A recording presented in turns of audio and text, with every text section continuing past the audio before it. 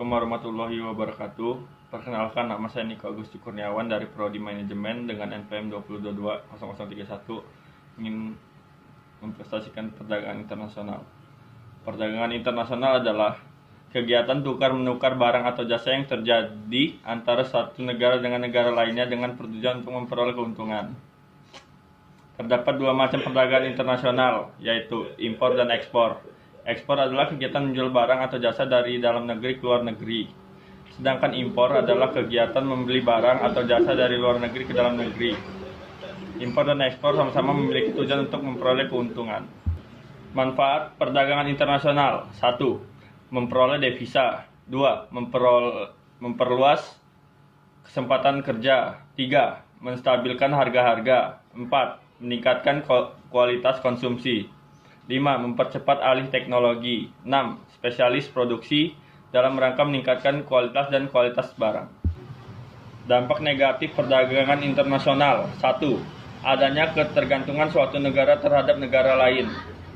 2. Adanya persaingan yang tidak sehat dalam perdagangan internasional. 3. Banyaknya industri kecil yang kurang mampu bersaing jadi gulung tikar. 4. Adanya pola konsumsi masyarakat yang meniru konsumsi negara yang lebih maju. 5. Terjadinya kekurangan tabungan masyarakat untuk investasi. Ini terjadi karena masyarakat menjadi konsumtif. 6. Timbulnya penjajahan ekonomi oleh negara yang lebih maju. Ciri-ciri perdagangan internasional: 1. Luas perdagangan internasional adalah seluruh dunia. 2. Alat pembayaran perdagangan internasional adalah mata uang negara asing.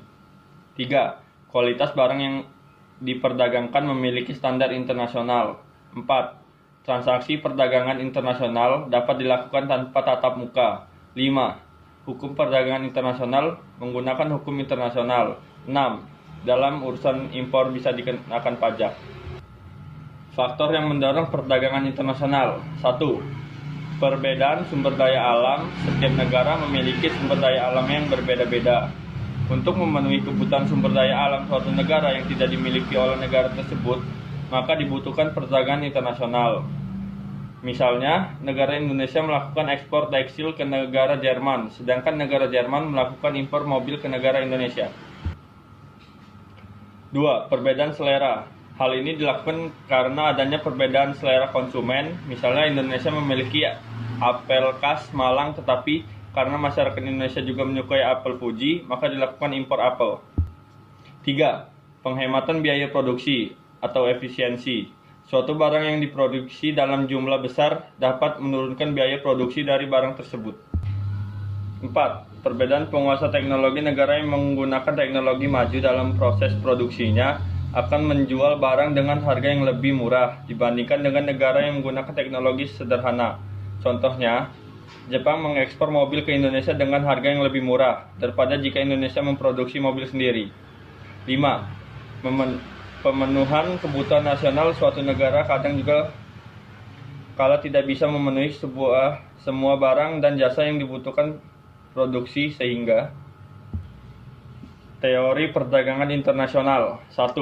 Teori keunggulan mutlak. Teori ini menjelaskan yaitu keunggulan spesialisasi pada produksi barang produktivitasnya tinggi dibandingkan negara lain. Negara tersebut akan memperoleh keuntungan dalam perdagangan internasional. 2. Teori keunggulan komparatif. Teori ini dikemukakan oleh David Ricardo. Teori ini menjelaskan bahwasannya dua negara akan tetap melakukan pertukaran melalui perdagangan internasional walaupun salah satu negara memiliki semua keunggulan. Jenis-jenis perdagangan internasional. 1. Ekspor.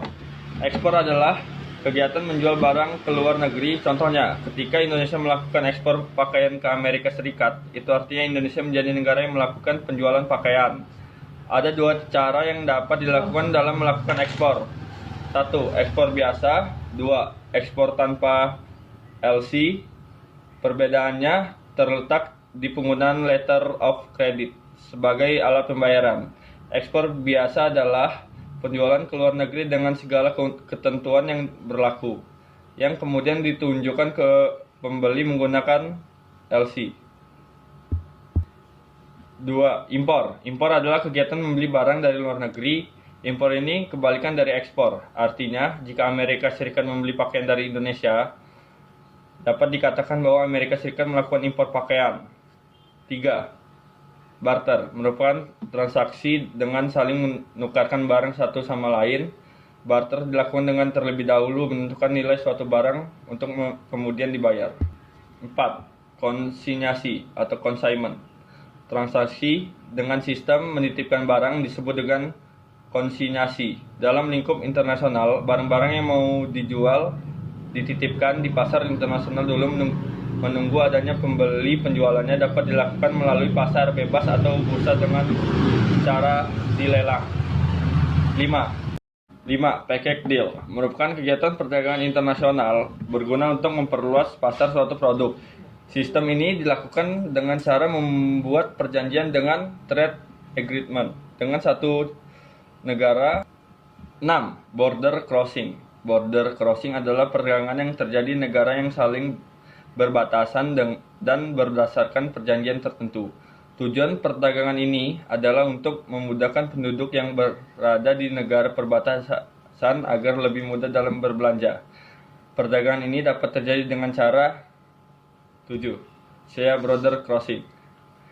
Perdagangan antara negara yang melewati lintas batas laut. Sistem ini dilakukan oleh negara yang memiliki batas negara berupa laut dan dilakukan berdasarkan persetujuan dan ketentuan yang berlaku.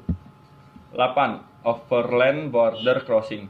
Perdagangan antara negara yang melewati lintas batas darat. Sistem ini dilakukan oleh negara yang memiliki batas negara berupa daratan dan dilakukan berdasarkan persetujuan yang berlaku.